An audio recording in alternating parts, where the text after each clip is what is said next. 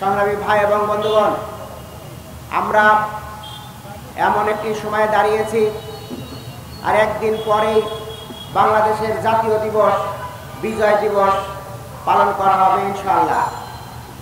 আগামীকাল বাংলাদেশের মানুষ দীর্ঘ 18 বছর পরে একটি জাতীয় দিবস মন খুলে প্রাণ উজাড় করে স্বাধীনভাবে পালন করবে। আপনারা লক্ষ্য করেছেন, দীর্ঘ 18 বছর এই বাংলাদেশের মানুষের উপরে ফ্যাসিবাদের সেই কালো থাবা এমনভাবে চেপে বসেছিল, মানুষের কথা বলার অধিকার ছিল না, মানুষের ভোটের অধিকার ছিল না, মানুষের স্বাধীনভাবে সভা সমাবেশের অধিকার ছিল না, মানুষের কোনো নিরাপত্তা ছিল না। ঘরের মধ্যে সাংবাদিক সাগর রুনি যে হত্যাকাণ্ড ঘটল, সেই হত্যাকাণ্ডের পরে তৎকালীন সেই ফ্যাসিবাদের দোসর, তৎকালীন সেই প্রধানমন্ত্রী তিনি বলেছিলেন, কারো বেডরুমের নিরাপত্তা দেওয়ার আমার সময় নেই। সংগ্রামী ভাই এবং বন্ধুগণ, যিনি সুরক্ষিত জায়গায় যে নিরাপত্তা দিতে পারবেন না, তিনি কেমন করে এই বাংলাদেশের 55,000 এই বর্গ মাইলের মানুষের নিরাপত্তা দিবেন?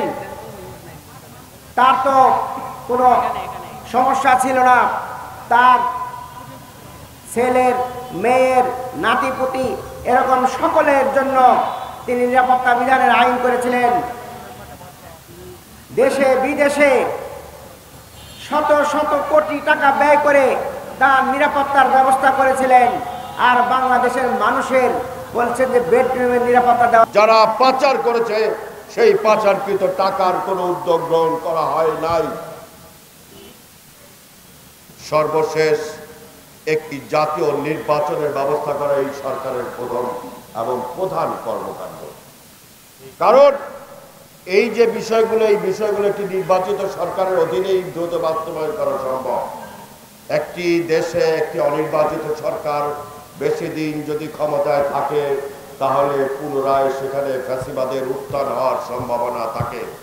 আমরা চাই না বাংলাদেশে ফ্যাসিবাদ আবার মাথা চাড়া দিয়ে উঠুক। মাননীয় প্রধান উপদেষ্টা অত্যন্ত সম্মানিত একজন ব্যক্তি, বাংলাদেশের গৌরব, তিনি বিতর্কিত হন, সেটা আমরা চাই না। বাংলাদেশের সকল মানুষের রক্তে গড়ে ওঠা এই সরকার, এই সরকারের মর্যাদা রক্ষা করার দায়িত্ব আমাদের। কিন্তু সরকারও তাদের দায়িত্বগুলো নিজেদের মতো করে বুঝে নিয়ে তারপরে দেশকে পরিচালনা করবে।